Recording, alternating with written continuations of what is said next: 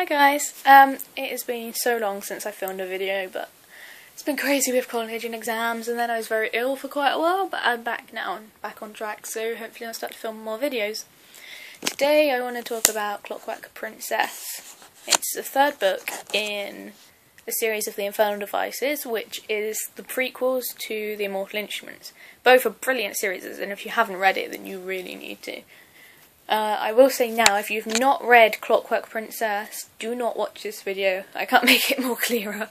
There are going to be spoilers upon spoilers, so if you're still watching this and you haven't read Clockwork Princess, you can't moan at me for spoiling things because, you know, very, very obvious. Just, yeah.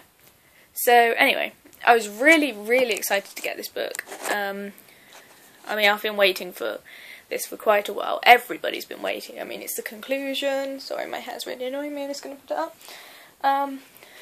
It's the conclusion to this amazing trilogy that we've all been waiting for, and it did not disappoint at all. I literally got it on Friday, sat down, and read it for hours. Saturday, I read it for hours. Sunday, I read it for ages. And I finished it at 5 o'clock this morning. Don't ask me why I was up that early, because I have no idea. I think my body was just willing me to read it. And I started reading, and I read right through until about 8 o'clock, and I finished it.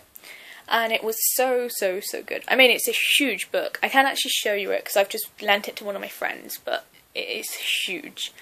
Quite heavy as well, even if it's in paperback. But it was so worth, like, everything. I mean, it was expensive too, but I would pay it again and again. It was such a good book. Now, there's quite a few things that I want to talk about. A lot of people were disappointed with the epilogue. And I have to say, I was a little bit... I liked the epilogue, but some of the things that happened in the book, I wasn't very happy with. So, we'll start with the love triangle. I mean, it's very, very, very the main thing. Everybody wanted to know, who's Tessa going to end up with? As for who I like, I am forever conflicted, because I love Gem's sweetness and tenderness, and they're so cute together, but then there's Will, and they're really fiery, and, you know, they remind me a lot of Damon and Elena from the Vampire Diaries, and as any of you that watch my videos regularly know, I ship them harder than anything I've ever shipped in my life, so I'm normally drawn to couples like Will and Tessa, Clary and Jace from the Mortal Instruments, and all of that. But I was very conflicted for the first time in my life over a love triangle. And I'm normally, you know, one way, straight off. Vampire Diaries, know who I wanted. Pretty much in every story, I know which one I want them to end up with. But this has been the only one that I have that, you know, I could not decide. It was actually spoilt for me before I got the book, who I thought was Endgame. It basically just said about Will and Tessa having a child. So I knew Will and Tessa were together. What I didn't know, however, was that it wasn't just Will. I mean, that was a big plot twist. I said to my mum, actually, reading Cassandra Clare's books is like waiting for a bomb to go off. And you just wait, and then there's a bomb, and then peace comes down, and then that's it. It comes up again, and again, and again, and there's just plot twist upon plot twist, and you think it's over, and then you've got the epilogue, and there's another one. I mean, so many things to say about this book. I've been planning this review all day at college, and it's just so hard to get everything out. I think, to be honest, the plot was amazing. Unexpected as always with Cassie's writing, and I was just blown away. I mean, the prologue was a bit weird. I didn't really understand it, but the way it tied in was very good. Gem was a really sad point, because his death was just coming closer and closer and closer, and you could see it coming, and then boom, he's dead. But I was in denial. I thought there's got to be some way that he is still alive, because I noted that Charlotte and that never actually said he was dead, and if he had died, they didn't really give him a very honourable death, because it was just like Will crying because he could feel the Parabati rune, and it was just Gem was dead. It wasn't like really emotional or anything, and if he hadn't have somehow been alive, I would have been very disappointed that he didn't get the honourable death he deserved. But I was crying at that because Jem, I just absolutely adore Jem, and I could not cope if he died. Which he did, but I kind of knew and hoped in my heart that he was alive, and I mean, him being Brother Zachariah, that was amazing. They tied in so well with Mortal Instruments, and the fact that Brother Zachariah is going to be in Mortal Instruments basically means Jem is going to be in Mortal Instruments. Because I think I'm right in saying Brother Zachariah was the one that took over from Brother Jeremiah when he died. And I thought that was such a good plot twist. I mean, absolutely brilliant how Cassie manages to have these two series that are so different and still manage to entwine them together. And it was amazing. I need to talk about Chapter 19. Chapter 19 was... I'd heard people sort of going, oh my god, about it. I mean, I love Will. He's one of my favourite characters. I'm always drawn to characters like that, like Damon Salvatore, my favourite, well, without a doubt, my favourite fictional character of all time, from the books and the show. He's very much like him, and he reminded me a lot of him, and that's the type of character that I'm always drawn to, every single time. Draco Malfoy, anybody, I'm just so drawn to them. And I mean, I just loved Will even more as he was on his own, just going for Tessa. And I mean, I shipped him harder. I just kept shipping them. But at the same time, I was just like, oh, Jem. And when Will did get there, and Tessa finding out Jem was dead, I mean, I felt so sorry for her. But my sorrow kind of turned into anger. I love Will and Tessa, as I have said, as much as I love Jem and Tessa too. I was really rooting for them in the end. And then, what? She sat there and cried for an hour over her dead fiancé, and then she was sleeping with her fiancé's Parabati an hour later. I mean, that is... I know they thought they were going to die, but I can't see how that is an excuse.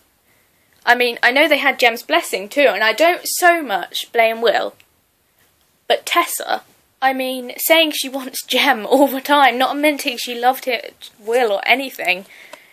Then, you know, Tessa that didn't even want to kiss people that much because it wasn't a ladylike thing to do in those times, is then sleeping with him an hour later. I mean, people are using the fact that he died, that they thought they were going to die to justify it. I don't think that's justifiable. I just do not see how the fact that they thought they were going to die makes it any less bad. I mean, I loved that scene. I really loved them. You know, I wanted them to get this chance to sleep together. But I think it was really just very out of character. It makes you kind of think, did I even know Tessa at all? Because I did not imagine her to do that. But she did. I mean, I'm not a great Tessa fan. I don't hate her, but I definitely prefer Clary in the Mortal Instruments book as a protagonist. I very rarely really like protagonists, but Tessa wasn't actually the main protagonist in this. It was actually Cecily. There was a lot of Cecily. And I thought Cecily was going to be a spy. I mean, me and my mum, she hasn't read Clockwork Princess, but she's read the others. We really thought that Cecily was going to be a spy. And she wasn't. She was so genuine, and her and Will's relationship was really nice. I mean, Will in this was really... There was so much character development because it was the first time we got to see him curse-free for ages. And it was so nice to see because I felt so sorry for him pushing people away all these years. And him curse-free, I mean, he's just very lovable. And I love that about him. I love that he's lovable. I just really liked that, and his and Cecily's relationship was very good. I really enjoyed having Cecily. I haven't really particularly made up my mind about her, but I enjoyed having her as the eyes and ears of the story whilst Will was gone and Tessa was gone. I thought that was really good, and her relationship with Gabriel was really cute. I did not like Gabriel last book, but I've really come round to him in this book, and I love Gideon and Sophie. Sophie ascending was like the cutest thing. Not like the cutest, but like I was really happy for her, and her and Gideon are the cutest thing. I think that's what I meant to say. Oh, you can see my Damon poster. Oh, sorry. I'm just getting really distracted, but I just realised you can see my Damon poster. Yes, I have him on my ceiling. So he's the first thing I see in the morning. This is above my bed, and the last thing I see at night. Yeah, I'm obsessed. Okay, moving on. Back to Mortal Instruments. Infernal Devices. Oh my god. I forget things so much. Yeah. What was I saying? I really enjoyed having Cecily. Back to where we were with Will and Jam. Will and Tessa. I did like that. I mean, Magnus walking in on them was hilarious. I was really laughing at that. I also laughed at the whole tattoo thing. I really want to know where Will's tattoo is. I'm guessing on his buttocks. I don't know why, that's just what I imagined. Not that I imagined him naked. Oh, come on, we all imagine fictional characters naked if it's mentioned. Come on, don't we? Or is that just me? I'm really disturbed, clearly. I don't even know what I'm saying. Anyway, the whole thing where everybody turned up, Magnus and Henry and everyone with the portal, I really like that Henry and Magnus were actually the ones to invent the portal, which was used so many times in the Mortal Instruments. I really like that.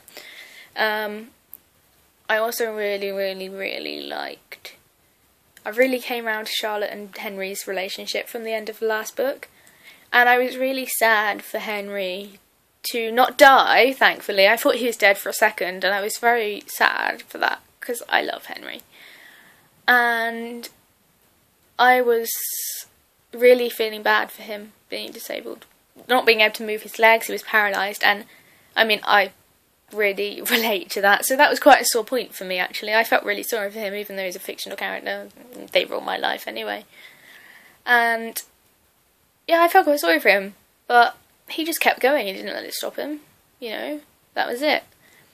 I mean, the whole fight was described so well, and the fact, I don't even know how to pronounce his name, but coming out of the angel, coming out of Tessa's thing in the her necklace in the dream was really like, whoa, where's this going to tie in?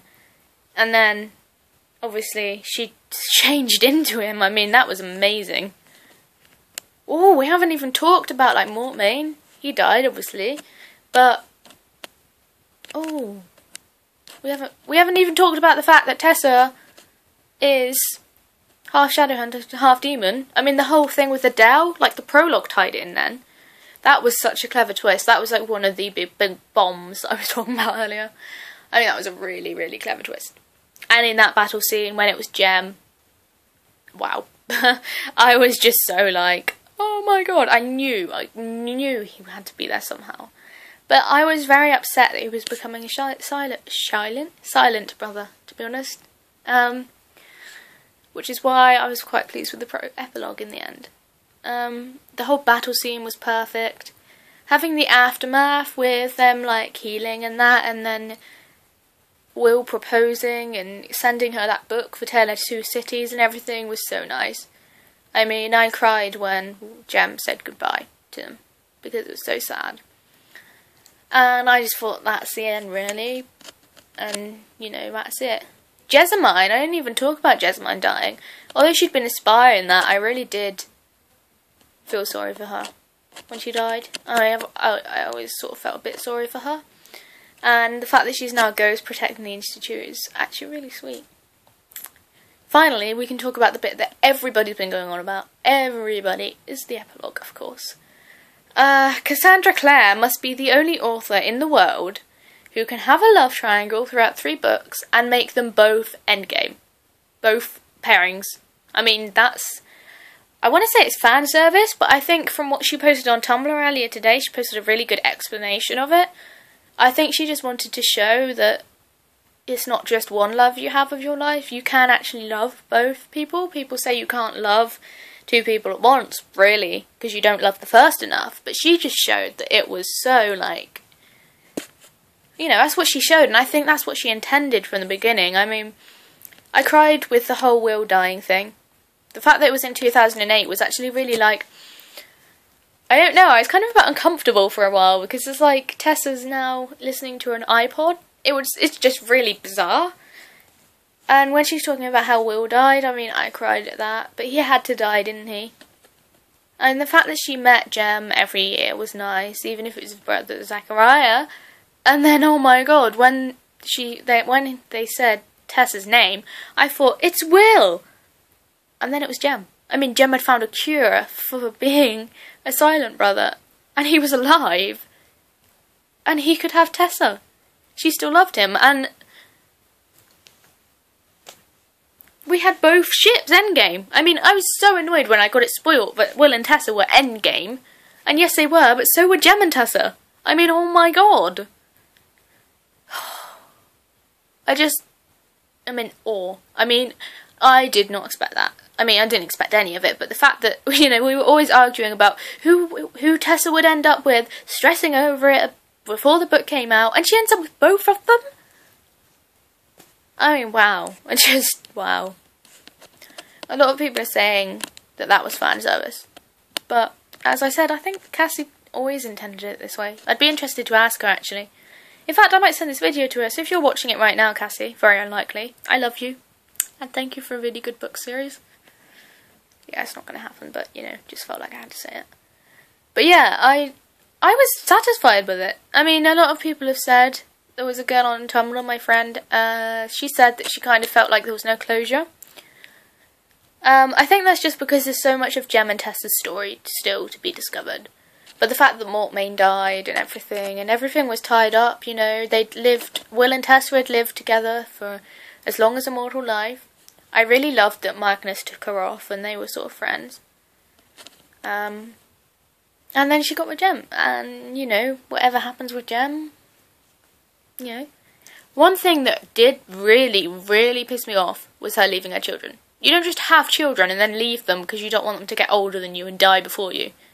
That really annoyed me. I mean, Tessa showed signs in this book that I never actually, you know, I really did not like that. I was not happy. I mean, that pissed me off, but it's just Tessa, isn't it? I mean, Tessa doesn't piss me off as such. It's just, I don't really understand her decisions most of the time. So, yeah. One last thing before I go is, this theory that Tessa is going to be entwined in the Mortal Instruments somehow with Magnus. Whether he's going to bring her in to fight in the final battle with, like, Sebastian and that, or a lot of people have got theories that she's going to be in cahoots with Sebastian, that they're going to be working together. It would not surprise me from how much the last book sort of integrated with the Mortal Instruments. It linked in so well, it would not surprise me if somehow the Infernal Devices links in again with Tessa being involved or mentioned in some way. I guess we'll see. I mean, City of Heavenly Fire doesn't come out until 2014, which is awful. We've got the Codex in November, but then we've got to wait for that. But of course we have the film. I mean, the trailer is coming out soon, and like the full-length trailer, there's already been one trailer, but the full-length, and that comes out in August, the actual film, so we've got that to go. And then we've got the Bane Chronicles, and we've got another series she's starting, so the Shadowhunter world is definitely not over. There was a lot of post-book depression after this, but we have so much to look forward to. It's not like Harry Potter, where it was like, this is it, this is the last anything, unless J.K. Rowling changes her mind. I mean, I met J.K. Rowling a few weeks ago, and it was the best, like, moment of my life. I might actually do a vlog about that a bit later on. And she was fascinated to talk to, just as Cassie has been on her Tumblr. But that's kind of going off track a bit. We have got so much more Shadowhunters. But until then, Ave Atque Vale. I don't know if I pronounced that right. Hail and farewell. Goodbye, thank you for watching.